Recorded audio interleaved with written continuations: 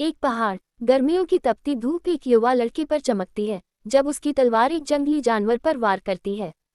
जब वह जानवर का सिर काटने के लिए अपनी तलवार घुमाता है तो उसके शरीर से नींव स्थापना क्षेत्र के 5वें चरण की आभा फूटती है।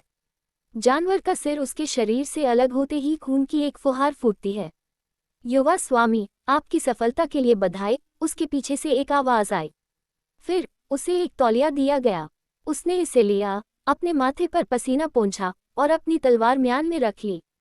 युवा स्वामी, आज जब आप प्रशिक्षण ले रहे थे तो आपके लिए एक पैकेज आया था। ये कुलपति की ओर से है, नौकर ने कहा और अपनी आस्तीन से एक छोटा काला बॉक्स निकाला और लड़के को सौंप दिया। लड़के, जिसका नाम एड्रियन थॉर्न था, ने इसे उठाया और उस बॉक्स को देखा जिस पर उसके परिवार का प्रतीक चिन्ह था। उसे आश्चर्य हुआ कि ऐसे बॉक्स केवल मुख्य परिवार के सदस्य के खून से ही खोले जा सकते हैं। यदि कोई अन्य व्यक्ति बॉक्स खोलने की कोशिश करता है तो उसमें उत्कीर्ण रून स्वचालित रूप से उसे विस्फोटित कर देंगे। चलो इस जानवर को रात के खाने के लिए खाते हैं, युवा लड़के ने कहा, क्योंकि वह पहाड़ की गुफा में वापस जा रहा था जो पिछले कुछ महीनों से उसका घर था। युवा स्वामी, आज जब आप प्रशिक्षण ले रहे थे तो आपके लिए एक पैकेज आया था। ये कुलपति से है, नौकर ने कहा और उसने अपनी आस्तीन से एक छोटा काला बॉक्स निकाला और उसे लड़के को सौंप दिया। एड्रियन थॉर्न नाम के लड़के ने इसे उठाया और उस बॉक्स को देखा जिस पर उसके परिवार का प्रतीक चिन्ह था। उसे आश्चर्य हुआ कि ऐसे बॉक्स केवल मुख्य परिवार के सदस्य के खून से ही खोले जा सकते हैं। यदि कोई अन्य व्यक्ति बॉक्स खोलने की कोशिश करता है तो उसमें उत्कीर्ण रून स्वचालित रूप से उसे विस्फोटित कर देंगे। एड्रियन अचानक पैकेज से थोड़ा हैरान हुआ। उसने अपनी कमर से एक छोटा खंजर निकाला और अपनी उंगली में चुभोया।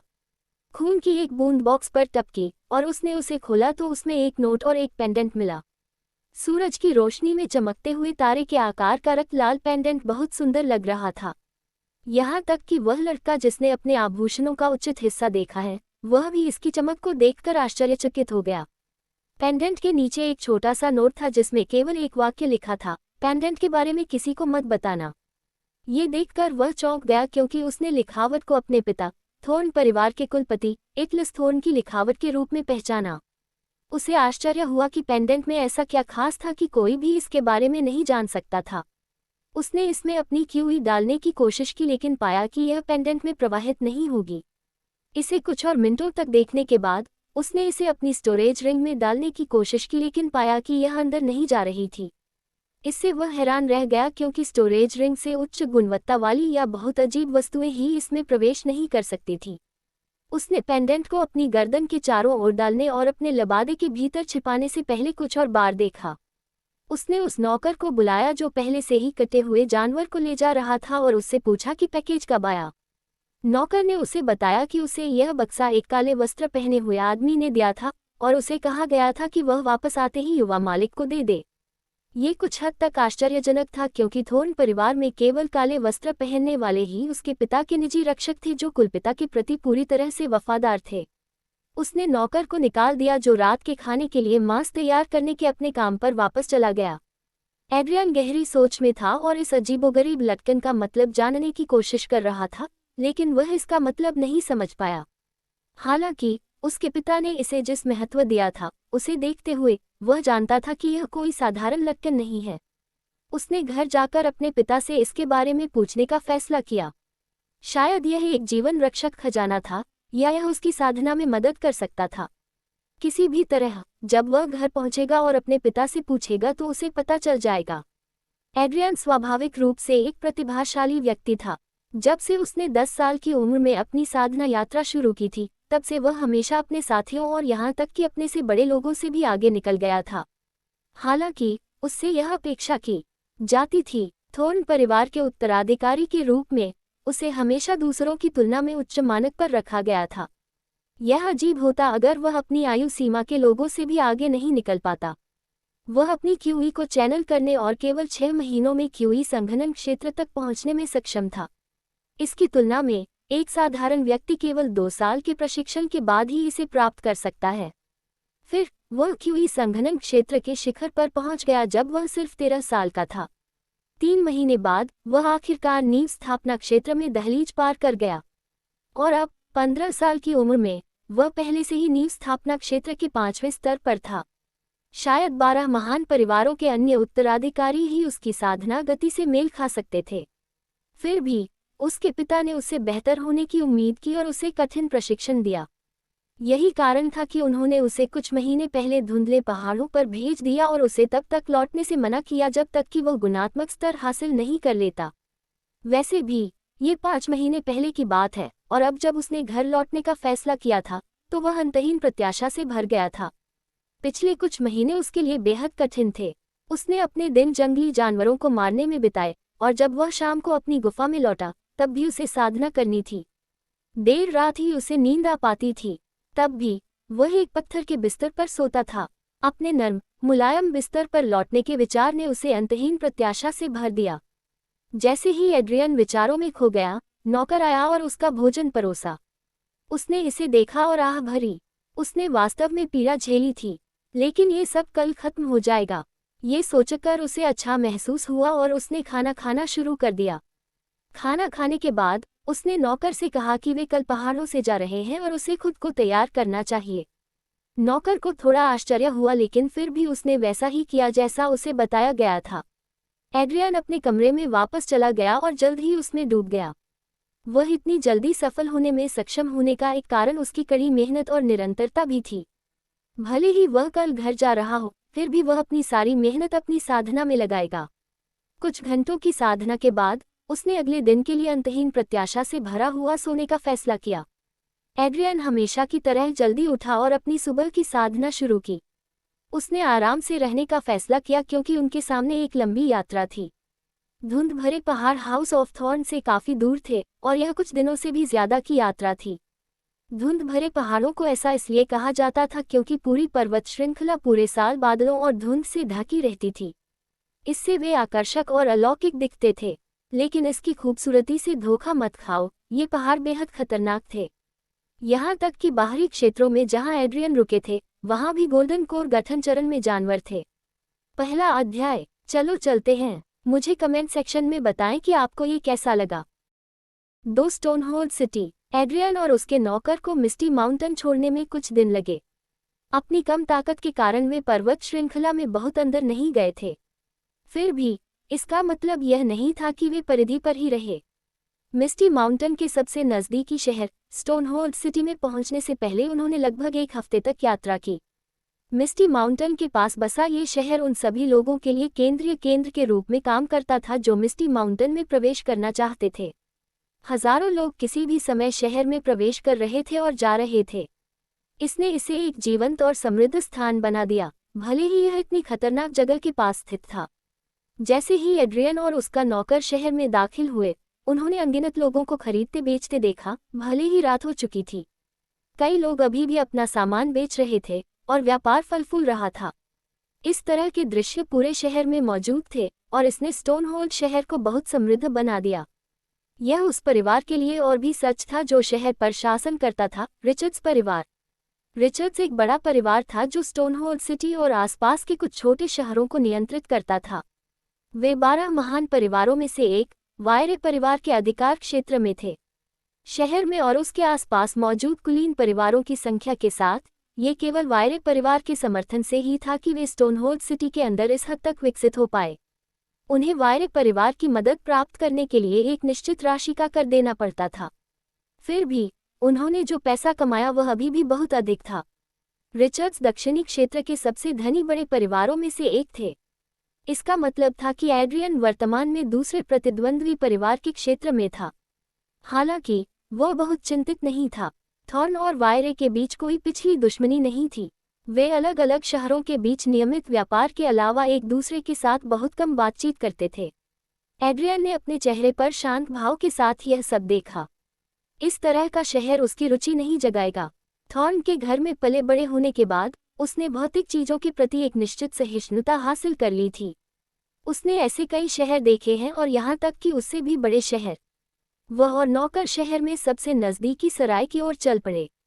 चूंकि वे सिर्फ रात के लिए रुकने वाले थे, इसलिए उसने इस बात पर ज्यादा ध्यान नहीं दिया कि वह कहाँ रुका है। आमतौर पर थॉर्न परिवार के युवा स्वामी के रूप में रिचर्ड्स परिवार उसे अपने घर पर आमंत्रित करता और उसके लिए एक बहुत बड़ा भोज भी आयोजित करता। वह इतना महत्वपूर्ण था। जब उन्होंने अपने कमरे बुक किए तो नौकर ने वेटर को उनके कमरे में उनका खाना लाने का निर्देश दिया। एड्रियन को कुछ भी कहने की जरूरत नहीं थी, ये सब उसके नौकर ने किया। ये शक्तिशाली लोगों का विशेषाधिकार था।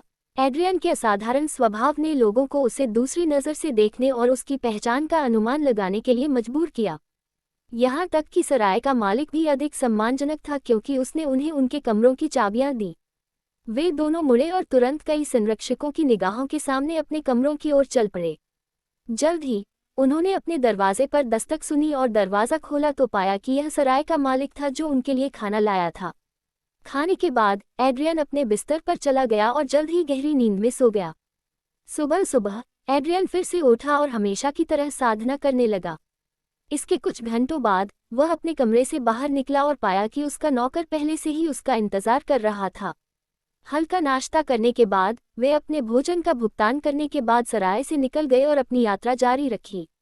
शहर छोड़ने में उन्हें 2 दिन लग गए, लेकिन वे आखिरकार थॉर्न के घर वापस आ गए। इसमें इस तथ्य से भी मदद मिली कि वे शहर के आंतरिक और मुख्य क्षेत्रों में प्रवेश नहीं कर पाए, केवल बाहरी क्षेत्रों में ही रहे। स्टोनहोल्ड शहर से थॉर्न शहर की दूरी के कारण उन्होंने एक गाड़ी किराए पर लेने का फैसला किया। हालांकि यह कोई साधारण गाड़ी नहीं थी, इसे एक जादुई जानवर खींच रहा था। इससे निकलने वाली आभा से ये जानवर रैम्पो जानवर था, जो नींव स्थापना क्षेत्र में एक साधक के बराबर था। उन्होंने ध्यान आकर्षित न करने के लिए यह विकल्प चुना क्योंकि शहर से आने जाने वाली ऐसी कई गाड़ियां थीं। बेशक एड्रियन ने ये सब अपने नौकर पर छोड़ दिया। ऐसे तुच्छ कार्य उसके नीचे थे और उसके ध्यान के लायक नहीं थे। नौकर जल्दी से गाड़ी के सामने ड्राइवर के पास बैठ गया, जो जादुई जानवर का मालिक भी था। इस तरह के पेशे विशेष रूप से स्टोनहोल्ड शहर में आम थे। सीमित ताकत और इच्छा वाले लोग जानवर को वश में करना पसंद करते थे और इसका इस्तेमाल पैसे कमाने के लिए करते थे। इस गाड़ी का ड्राइवर भी इससे अलग नहीं था। नींव स्थापना क्षेत्र के बाद के चरणों में अपनी खुद की ताकत के साथ वह धुंधले पहाड़ों में एक साहसिक कार्य पर इस घोड़े जैसे जादुई जानवर का सामना करने के लिए भाग्यशाली था। वापसी का बाकी सफर लंबा लेकिन घटनाहीन था। उन्हें लगभग 1 महीने तक लगातार यात्रा करनी पड़ी, इससे पहले कि वे आखिरकार थॉर्न सिटी के बाहरी इलाके में पहुंचे। हालांकि जैसे जैसे वे शहर के करीब आते गए, एड्रियन को डर का एहसास होने लगा। उसने शुरू में इस भावना को घर लौटने के उत्साह के रूप में खारिज कर दिया, लेकिन धीरे धीरे ये बदतर होता गया। घर लौटने के लिए उसे जो शुरुआती खुशी महसूस हुई थी, वह बहुत पहले ही खत्म हो चुकी थी और उसकी जगह चिंता ने ले ली थी। उसे नहीं पता था कि वह ऐसा क्यों महसूस कर रहा था और उसने कई बार खुद को शांत करने की कोशिश की, लेकिन असफल रहा। नोट की सामग्री उसके दिमाग में कौंध गई और उसने अवचेतन रूप से अपने गले में लटके पेंडेंट को छुआ। उसे यकीन था कि उसकी हाल की चिंता का उसके गले में लटके पेंडेंट से कुछ लेना देना था। इसने उसे और भी जल्दी करने पर मजबूर कर दिया और उसने ड्राइवर से तेजी से चलने का आग्रह किया। जब वे आखिरकार शहर पहुंचे और अंदर जाने वाले थे, तो एड्रियन ने कुछ ऐसा देखा जिससे उसकी चिंता बढ़ गई। शहर के बाहरी इलाके में जंगल थे, जंगल जो निश्चित रूप से पहले नहीं थे। इससे उसे यकीन हो गया कि कुछ तो जरूर हुआ है। उसे बस यह नहीं पता था कि यह अच्छा था या बुरा। क्या आपको मेरी कहानी के बारे में कुछ पता है? इस पर टिप्पणी करें और मुझे बताएं। 3 थॉर्न सिटी 2 ऊंचे पहाड़ों के बीच बसा। Thorn city house of thorn की विरासत और शक्ति का एक प्रमाण है। भव्यता और परिष्कार से भरा एक शहर जो मुख्य मुख्यालय के रूप में कार्य करता था, जहां थॉर्न परिवार रहता था। इसकी दीवारें, जो इसके किनारों पर स्थित 2 पहाड़ों से बनी थीं, एक प्राचीन आभा बिखेरती थीं। इसमें कई तरह के रून उकेरे गए थे, जिससे इसे देखने वाले हर व्यक्ति के लिए इसकी राजसी अपील और बढ़ गई। हालांकि अभी एड्रियन का ध्यान शानदार दीवारों पर नहीं, बल्कि शहर के द्वारों पर था। 2 शहर के द्वारों के आसपास के विभिन्न क्षेत्रों में कई तरह के झंडे देखे जा सकते थे। पिछली बार जब वह शहर से निकला था, तो वे निश्चित रूप से वहां नहीं थे। किसी कारण से शहर के द्वारों के बाहर लगाए गए झंडों की उन पंक्तियों को देखते हुए एड्रियन की चिंता बढ़ती जा रही थी। इससे भी अजीब बात यह थी कि शहर के द्वार पर मौजूद गार्ड लोगों को शहर छोड़ने से रोक रहे थे। दूसरा शहर का द्वार, जिसका इस्तेमाल लोग शहर छोड़ने के लिए करते थे, बंद था। इसका मतलब था कि लोग केवल शहर में प्रवेश कर सकते थे, लेकिन कोई भी बाहर नहीं जा सकता था। इससे उसे स्थिति के बारे में और भी संदेह हुआ। थोर्न शहर केवल थोर्न परिवार के सदस्यों द्वारा चलाया जाता था। उनके अलावा कोई अन्य कुलीन परिवार शहर में नहीं रह सकता था। शहर की सभी दुकानें या तो थोर्न परिवार द्वारा चलाई जाती थीं या उन्हें उन्हें कर देना पड़ता था। मूल रूप से महान परिवारों द्वारा संचालित सभी प्रमुख शहरों में यही स्थिति थी। क्या हो रहा है? उसने सोचा। उसने जल्दबाजी में शहर में प्रवेश नहीं किया। कौन जानता था कि किस तरह की व्यवस्था की गई थी। शायद जल्दबाजी में प्रवेश करने से कुछ अप्रत्याशित हो जाए। एड्रियन ने शहर में घुसने का फैसला किया। दूसरों के विपरीत, चूंकि वह थोर्न के घराने का उत्तराधिकारी था, इसलिए वह उन चीजों से अवगत था जो दूसरों को नहीं थी। शहर में गुप्त प्रवेश और छिपे हुए रास्ते उसके लिए सामान्य ज्ञान थे। इससे पहले कि वे शहर में प्रवेश करने के लिए गाड़ियों की कतार में लगे, उसने जल्दी से नौकर को गाड़ी रोकने के लिए सूचित किया। वह उतर गया और नौकर को अपनी जगह पर प्रवेश करने का निर्देश दिया। भ्रमित होने के बावजूद नौकर ने फिर भी वही किया जो उसे बताया गया था। आसपास के लोगों ने इस तेज बदलाव पर ध्यान नहीं दिया, क्योंकि हर कोई लाइन में अपने काम में लगा हुआ था। वह चुपचाप भीड़ से दूर चला गया और फिर दूसरी दिशा में मुड़ गया। वह पश्चिम की ओर जा रहा था, जहां शहर के दोनों ओर एक पहाड़ था। वह पूरी गति से भागा और कुछ घंटों बाद ही पहाड़ पर पहुंच गया। उस समय तक वह गाड़ी जिसमें वह पहले था, शहर में प्रवेश कर चुकी थी। सरली में कोई प्रतिक्रिया नहीं हुई और सब कुछ सुचारू रूप से चला। बेशक ऐसा इसलिए था क्योंकि एड्रियन अंदर नहीं था।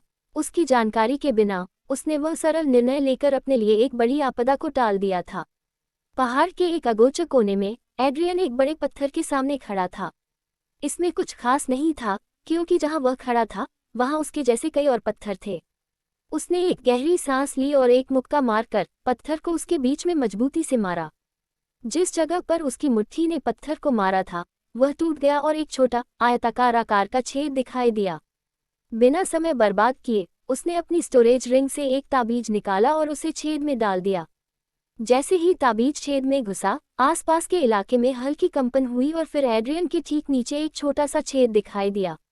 एड्रियन तुरंत कुछ दर्जन मीटर नीचे गिरा और फिर एक छोटे से संकरे क्षेत्र के केंद्र में जा गिरा।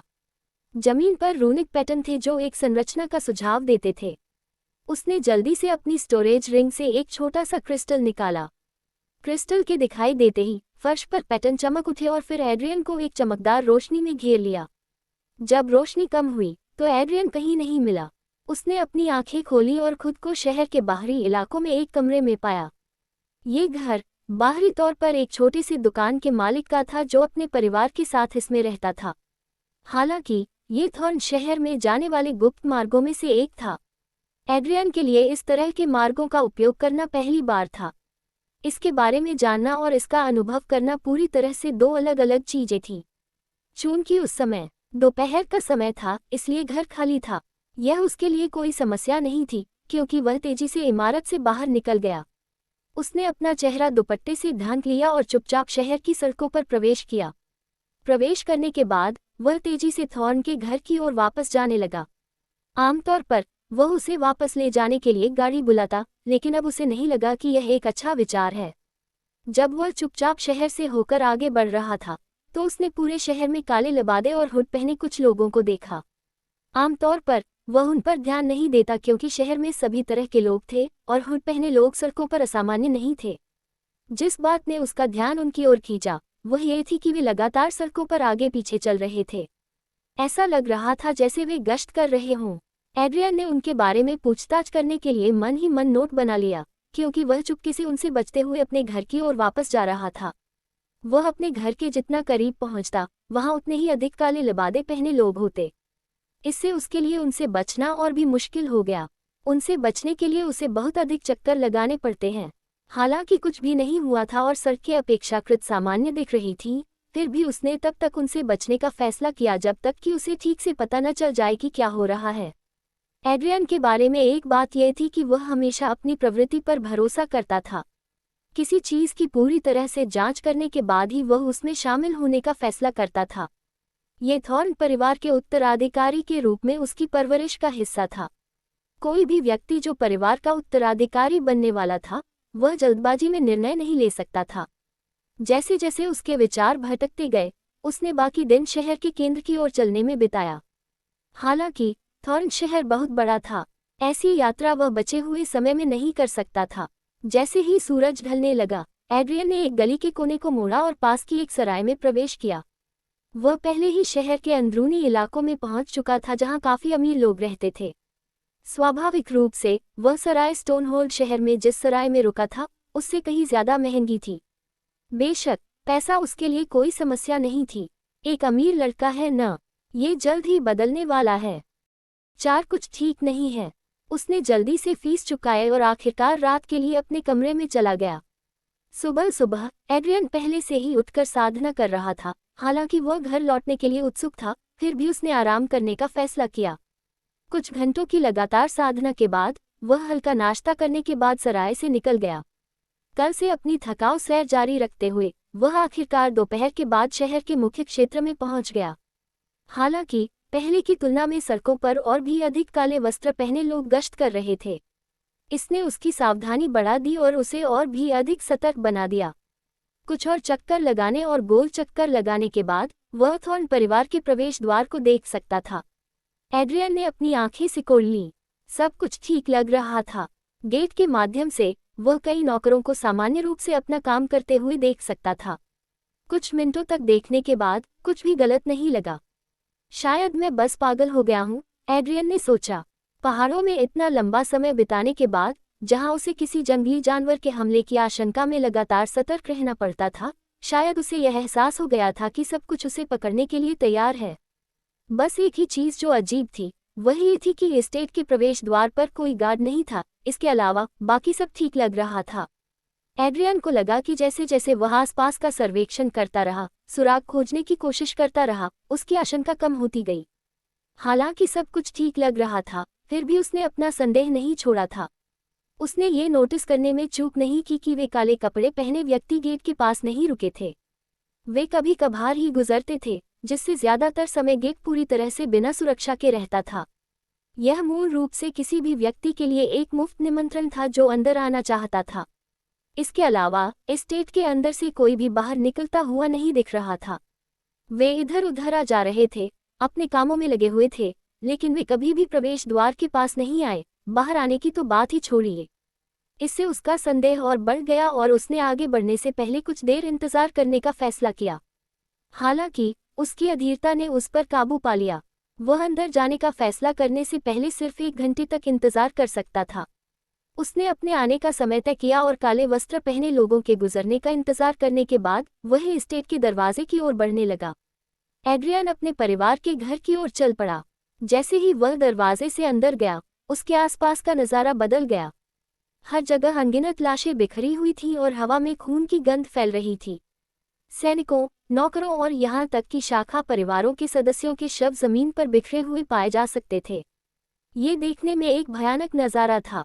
जब एड्रियन वहां खड़ा था तो उसके सामने जो नज़ारा था उससे वह हैरान और अभिभूत था। उसे लगभग यकीन ही नहीं हो रहा था। क्या हो रहा था? हर जगह लाशें क्यों पड़ी थीं? क्या वे सब अभी ठीक नहीं थे? जैसे जैसे उसके विचार घूमते गए, उसे एहसास हुआ कि उसने बाहर कोई गार्ड नहीं देखा, क्योंकि वे सभी यहाँ थे। मृत। एड्रियन के दिमाग में अचानक कुछ आया। संरचनाएं। ये सही है कि केवल एक संरचना ही यहाँ क्या हो रहा था उसे छिपा सकती है। उसे अचानक झंडों की कतार याद आ गई जो उसने शहर के बाहर पहुंचने पर देखी थी। भय की भावना अभी अपने चरम पर पहुंच चुकी थी। वह जानता था कि थोर्न परिवार के साथ कुछ हुआ है और जो भी हो, ये निश्चित रूप से अच्छा नहीं था। जब एड्रियन वहां एक अचंभे में खड़ा था तो उसने जो कुछ हो रहा था उसे समझने की कोशिश की। अचानक उसने देखा कि एक शव थोड़ा हिल रहा था। वह उस आदमी की ओर दौड़ा जो पहले से ही मौत के करीब था। उसकी हालत पहले से ही भयानक थी क्योंकि दूर से भी उसके शरीर पर कई घाव देखे जा सकते थे। एक विशेष रूप से लंबी तलवार का वार था जो उसके आंतरिक अंगों को उजागर कर रहा था। यदि उसका तुरंत इलाज नहीं किया गया तो वह निश्चित रूप से जल्द ही मर जाएगा। जैसे ही वह उस आदमी के करीब पहुंचा, उसने महसूस किया कि यह शाखा परिवार के सदस्यों में से एक था। अधिकांश कुलीन परिवारों की तरह थोर्न का घर भी मुख्य परिवार और शाखा परिवारों में विभाजित था। मुख्य परिवारों में मुख्य रूप से कुलपति का तत्काल परिवार शामिल था। परिवार में कुल लोगों की तुलना में केवल कुछ ही सदस्य थे, लेकिन इनमें से हर एक व्यक्ति के पास अपार शक्ति थी। एड्रियन भी इन लोगों में से एक था। परिवार में उससे ज्यादा महत्वपूर्ण लोगों की संख्या एक हाथ की उंगलियों पर गिनी जा सकती थी। बेशक इसमें वे पूर्वज शामिल नहीं थे जो अवसरों की तलाश में परिवार को छोड़कर महाद्वीप में भटकने चले गए थे या एकांत में रहने का फैसला किया था और परिवार के मामलों में अब और परेशान नहीं होना चाहते थे। उस आदमी ने अपनी आंखें खोली और एड्रियन की धुंधली आकृति को अपनी ओर भागते हुए देखा। जैसे ही उसने उसे देखा, वह सिर्फ एक शब्द ही बोल पाया, राक्षस। इतना कहने के बाद उसकी आंखें हमेशा के लिए बंद हो गईं। राक्षस, ये शब्द एड्रियन के दिमाग में लगातार गूंज रहा था क्योंकि वह इसका मतलब समझने की कोशिश कर रहा था, लेकिन कोई फायदा नहीं हुआ। उसने स्थिति की जांच करने के लिए अंदर जाने का फैसला किया। उसे अभी भी संघर्ष के पैमाने का पता नहीं था और उसने सोचा कि बाकी सभी लोग मुख्य परिवार के आंगन में इकट्ठा हो गए होंगे। उसे ये भी नहीं पता था कि उसके पिता के साथ कुछ हो सकता है। क्या मजाक है, वह थोर्न परिवार का मुखिया था। वह कोई ऐसा व्यक्ति था जो स्वर्गीय अमर क्षेत्र में पहुंच गया था। इस महाद्वीप पर बहुत कम लोग उसके पिता से मुकाबला कर सकते थे। उसके पिता सबसे शक्तिशाली व्यक्ति थे जिन्हें वह जानता था।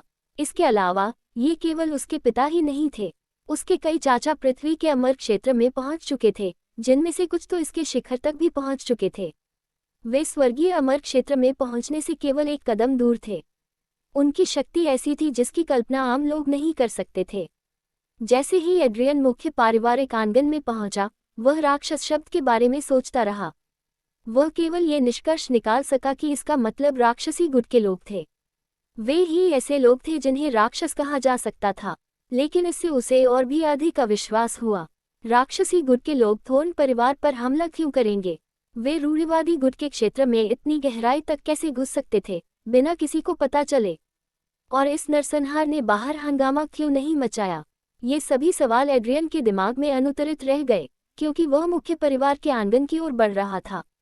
वह केवल अपने दांत पीस सकता था और अपने आसपास के भीषण नरसंहार को अनदेखा कर सकता था, क्योंकि वह मुख्य परिवार की इमारत की ओर भाग रहा था। धिक्कार है, क्या नरसंहार था? आइए देखें कि आगे क्या होता है न? 5 नरसंहार। जब वह वहां पहुंचा तो दृश्य देखकर उसका दिल दहल गया। एक समय की शानदार इमारतें अब खंडहर में तब्दील हो गई थी, जैसे किसी प्राकृतिक आपदा ने इस इलाके को तबाह कर दिया हो। केवल उसके परिवार का निजी आवास ही इमारत जैसा कुछ हद तक स्थिर खड़ा था। बाकी सभी पूरी तरह से नष्ट हो गए थे। उसने सोचा था कि यह जगह अभी भी सुरक्षित होगी, लेकिन यह बाहरी क्षेत्र में जो कुछ हो रहा था उसका एक आईना मात्र था। एक लाशें फर्श पर बिखरी हुई थी, जैसे कि वे चित्रे हों। वह अपनी मां की कुछ नौकरानियों की लाशें भी देख सकता था, जिन्होंने बचपन से ही उसकी देखभाल की थी। दृश्य बहुत दुखद था। जब एड्रियन ने अपनी भावनाओं को शांत करने और दालान से नीचे जाने की कोशिश की, तो उसे और भी लाशें मिलीं। उनमें उसके योद्धा चाचाओं की लाशें भी शामिल थीं। जिन लोगों को वह पराजय समझता था, वे अब अपने ही खून के तालाब में पड़े थे। इस दृश्य ने उसे और भी चिंतित कर दिया। जब वह आखिरकार हॉल में दाखिल हुआ, तो अंदर का दृश्य देखकर वह तुरंत घुटनों के बल गिर पड़ा। उसके हाथ सदमे में कांप रहे थे क्योंकि उसे यकीन नहीं हो रहा था कि वह क्या देख रहा है। यह उसकी मां की लाश थी और साथ ही उसके पिता की दूसरी पत्नी की लाश भी थी। दोनों की हत्या एक दूसरे से बस कुछ ही फीट की दूरी पर की गई थी। उनकी त्वचा पहले से ही पीली थी, जिससे उसे एहसास हुआ कि यह कोई हाल की घटना नहीं थी। एड्रियन के चेहरे से बेकाबू आंसू बह रहे थे क्योंकि वह उनके शवों के करीब जाने की हिम्मत भी नहीं जुटा पा रहा था। ऐसा लग रहा था जैसे उसका शरीर उनकी मृत्यु को नकारने की कोशिश कर रहा था। वह केवल घुटनों के बल बैठकर उनके शवों को देख सकता था क्योंकि ठंड बढ़ती जा रही थी। उसके लिए समय रुक गया था क्योंकि उसकी दृष्टि आंसुओं से धुंधली हो गई थी। दोनों महिलाओं की मृत्यु उसके लिए बहुत बड़ा सदमा थी। ये केवल उसकी मां की मृत्यु नहीं थी जिसने उसे दुखी किया, उसके पिता की दूसरी पत्नी की मृत्यु भी इसमें शामिल थी। भले ही वह उसकी मां नहीं थी, लेकिन वे दोनों एक दूसरे के साथ अच्छी तरह से रहते थे। वह दिन के दौरान उसकी लंबी और कठिन ट्रेनिंग के बाद हमेशा उसे ट्रीट देती थी। वह उसके भाई, अपने बेटे को भी उसके खिलाफ नहीं चाहती थी। कुलीन परिवारों में ऐसा होना असामान्य बात थी। जैसे ही यह विचार आया, वह चौंक कर जाग गया। उसका भाई कहाँ था? उसने चारों ओर घबराहट से देखा और 12 वर्षीय लड़के का शव कहीं नहीं पाया। इससे वह थोड़ा शांत हुआ और अपने पिता के अध्ययन कक्ष की ओर भागने लगा। वहां नरसंहार हुआ था, तो उसका खूनी पिता कहाँ था? जल्द ही उसे अपना जवाब मिल गया जब वह भव्य हॉल में घुसा और उसे आंखें बंद करके और छाती में छेद करके सबसे ऊपर बैठा पाया। एड्रियन अध्ययन कक्ष के प्रवेश द्वार पर स्तब्ध होकर खड़ा था। उसे नहीं पता था कि क्या करना है या क्या कहना है। ऐसा लग रहा था जैसे उसके सामने सब कुछ एक भ्रम था। उसने कल्पना भी नहीं की थी कि उसके पिता, जो कि वह जानता था कि सबसे शक्तिशाली व्यक्ति था और फ्लोटिंग क्लाउड महाद्वीप के सबसे शक्तिशाली लोगों में से एक था, ऐसे ही मर जाएगा। वह धीरे धीरे आगे बढ़ा। उसके कदम कांप रहे थे, मानो इस समय हवा का एक झोंका भी उस पर आ जाए तो वह गिर जाएगा। जैसे ही वह अपने पिता की लाश के सामने पहुंचा, उसके अंदर कुछ टूट गया। अपने पिता के बेजान शरीर को देखते ही उसके आंसू बेकाबू होकर बहने लगे। पूरी स्थिति की गंभीरता का उसे तब एहसास हुआ जब उसे कुछ एहसास हुआ। थॉर्न परिवार नष्ट हो गया था। एक परिवार जो 1000 साल से भी ज्यादा समय से तैरते बादलों के महाद्वीप पर खड़ा था, सिर्फ एक दिन के अंतराल में खत्म हो गया। हालांकि वह पहले से ही अपनी मां और परिवार के बाकी लोगों की मौत से दुखी था, फिर भी उसे पूरी स्थिति की गंभीरता का एहसास नहीं हुआ था। अपने पिता के शव को देखने के बाद ही उसे एहसास हुआ कि सब कुछ सच में खत्म हो चुका है। अपनी उग्र भावनाओं के कारण एड्रियन को एहसास नहीं हुआ कि दो लोग धीरे धीरे उसके वर्तमान स्थान की ओर बढ़ रहे थे। भाई, आपको क्या लगता है कि इस ऑपरेशन के लिए हमें किस तरह का इनाम मिलेगा? मुझे यकीन नहीं है, लेकिन इस ऑपरेशन से मिलने वाले इनाम छोटे नहीं होंगे। मेरा मतलब है, हमने थॉर्न परिवार को नष्ट कर दिया। भले ही संप्रदाय हमें कुछ न दे, लेकिन उनके खजाने में मौजूद संसाधन शायद हमारे लिए आत्मा निर्माण क्षेत्र में घुसने के लिए पर्याप्त हैं। वैसे हम क्या ढूंढ रहे हैं? क्या हमें उनके खजाने पर छापा नहीं मारना चाहिए? अगर दूसरे लोग पहले पहुंच गए, तो मुझे डर है कि हमारे पास सिर्फ कुछ ही बचेगा। इस बारे में चिंता मत करो। एल्डर क्रो ने हमें कुलपति का टोकन खोजने के लिए भेजा है। इसके बिना खजाने तक पहुंचा नहीं जा सकता। अगर हमने कोशिश की, तो शायद हम सभी दरवाजे तक पहुंचने से पहले ही मारे जाएंगे। बड़े परिवारों की सुरक्षा उपाय ऐसी चीज नहीं है जिन्हें आसानी से तोड़ा जा सके, और थॉर्न परिवार के तरीके अन्य परिवारों से भी बेहतर हैं। मैंने बुजुर्ग को ये कहते हुए सुना कि खजाने की सुरक्षा के लिए इस्तेमाल किए जाने वाले रून और सरनियां सभी प्राचीन हैं। उन्हें बनाने के लिए इस्तेमाल की जाने वाली विधियां समय के साथ खो गई हैं। यहाँ तक कि थॉर्न परिवार भी केवल कुलपति के टोकन के साथ ही उन तक पहुँच सकता है, अन्यथा इस महाद्वीप पर कोई भी व्यक्ति खजाने को खोलने में सक्षम नहीं होगा। मुझे डर है कि संप्रदाय के गुरु को भी दरवाजे तक पहुंचने के लिए गंभीर चोट का जोखिम उठाना पड़ेगा। जब दोनों व्यक्ति बातचीत कर रहे थे, तो वे धीरे धीरे कुलपति के अध्ययन की ओर बढ़े, जहां एड्रियन वर्तमान में था। थॉर्न परिवार के आकार के कारण खजाना निश्चित रूप से एक गुप्त स्थान पर था जो परिवार के निवास स्थान से कुछ दूरी पर था। उन्हें खजाने को खोजने में पूरा दिन लग गया, जो कि गहरे भूमिगत स्थित था। बेशक ये दूरी उन दो लोगों के लिए कुछ भी नहीं थी जो नवजात आत्मा क्षेत्र के 9वें स्तर पर थे। जब वे आराम से अध्ययन कक्ष के पास पहुंचे, तो एड्रियन अभी भी स्थिति को स्वीकार करने की कोशिश कर रहा था। कुछ मिनटों के बाद वह कुछ हद तक शांत हो गया था। वह अपने अगले कदम के बारे में सोचने लगा। जाहिर है, वह यहाँ नहीं रह सकता था। क्या होगा अगर जिम्मेदार लोग अभी भी आसपास हों? जब उसने ये सोचा, तो वह कमरे से बाहर निकलने लगा। भाई बहुत कुछ झेल रहा है और दुर्भाग्य से उसके लिए ये और भी बदतर होने वाला है।